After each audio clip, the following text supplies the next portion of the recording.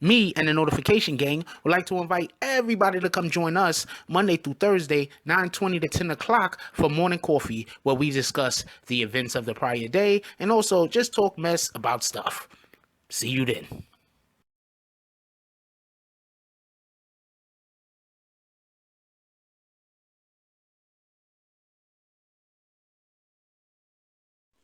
BBN, Jack Frost.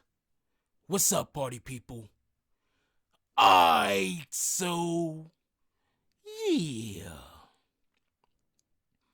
So recently, thanks to some allies of mine, I've gotten a hold of the Shotti paperwork, the paperwork that involves the court proceedings that involves Kafano Jordan, Shotti, as most people know him.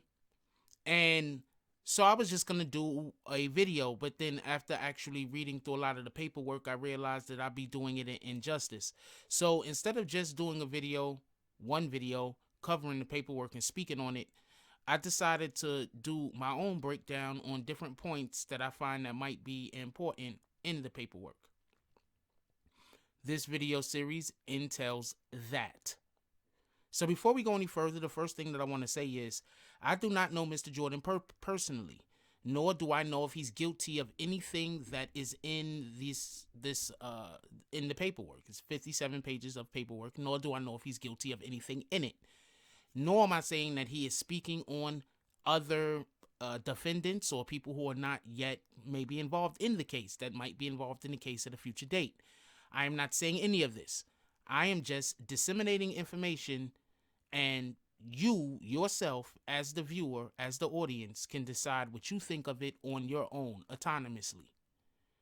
So thank you very much. And here we go.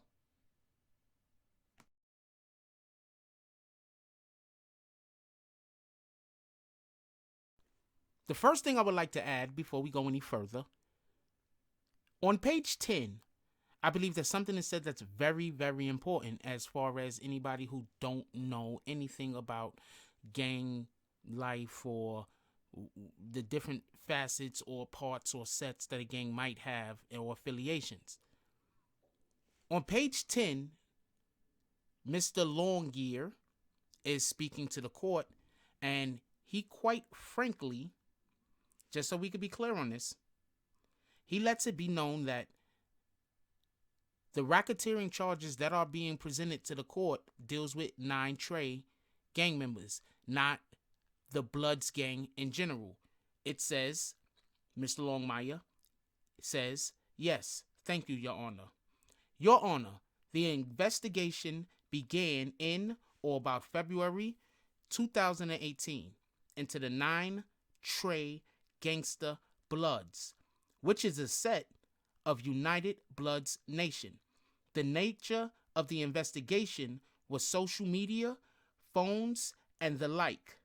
But, so court 1 charges a RICO conspiracy emanating from this sect of the Bloods.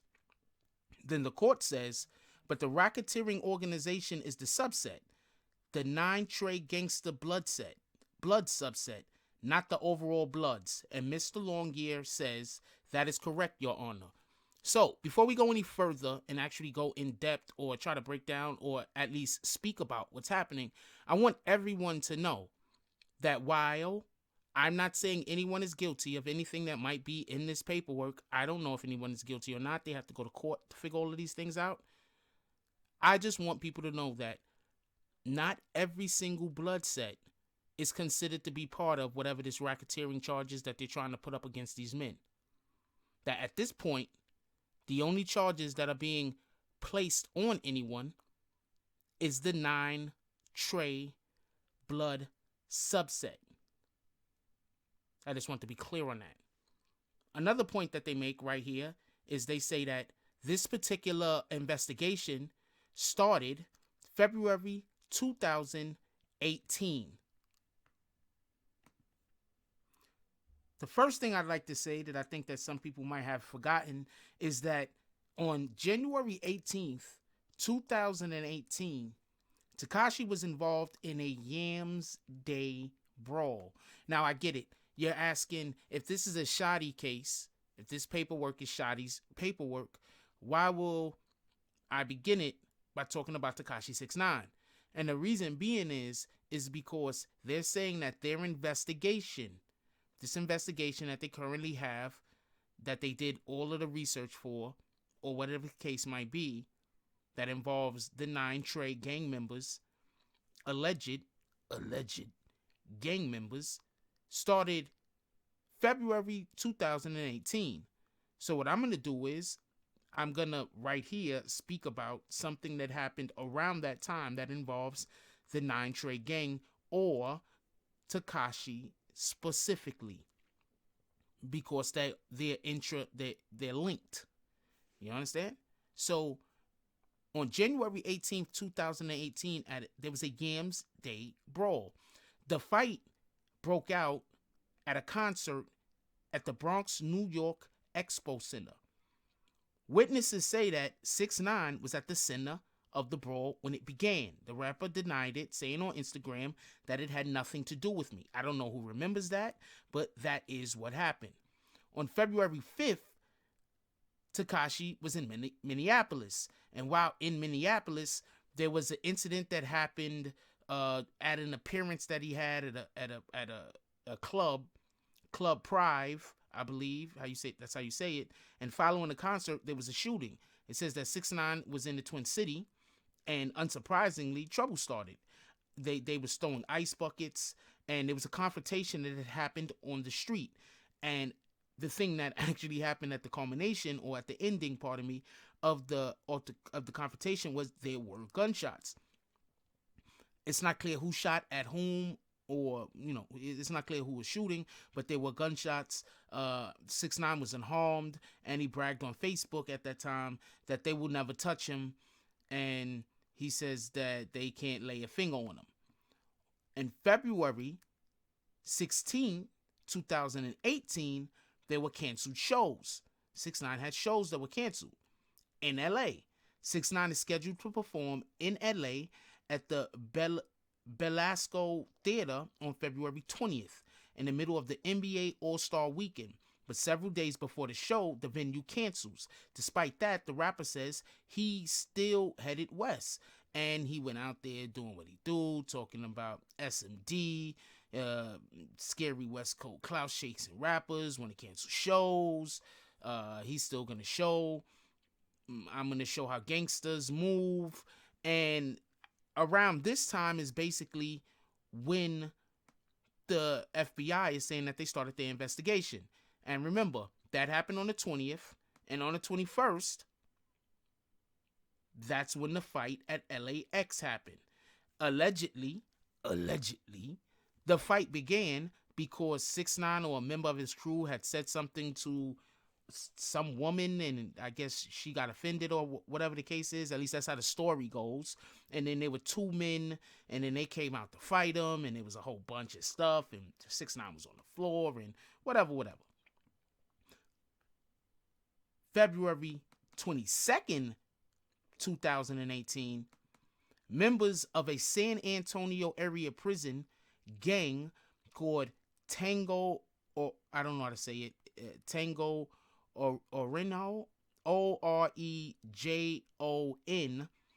they didn't like the idea of 6ix9ine performing in their city.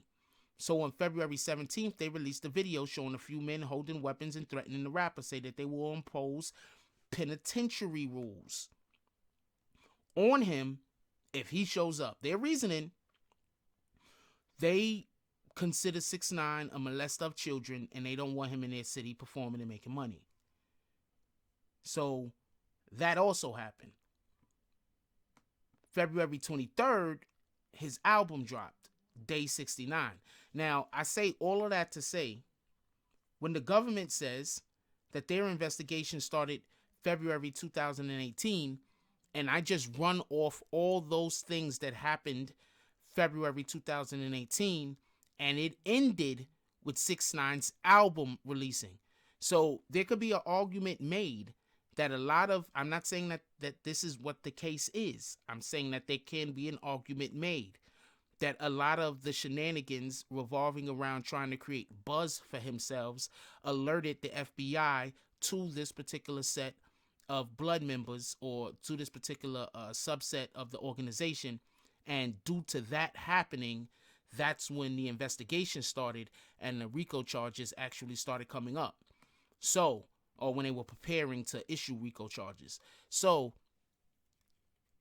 even though it is common knowledge, basically, or at least a common belief, that in 2013 is when they actually started looking at this particular set of this particular gang set, it seems like no pertinent information was actually gathered, or this particular gang set was able to stay low to the point where maybe they weren't committing any crimes at all. How do I know? Who am I, right? There's a good chance they were committing 0 crimes. But it seems that this particular gang set didn't have the FBI set on them until February of 2018. And in February 2018 is when all of those things had happened. So before we even begin to really get into and break down the reasonings or the charges that they're levying against them, let's all understand this. February 2018, that was basically D-Day or D-Month, when the government decided that whatever was going on with this particular gang was going to come to an end, and they were going to intervene and stop them. If you like this video, please hit the like and subscribe button. If you would like to help dictate the direction that this channel takes, please leave a comment. All comments are appreciated, whether positive or negative. Thank you very much, and enjoy your day. And remember, positive thoughts cause for positive things to happen. Let's get it.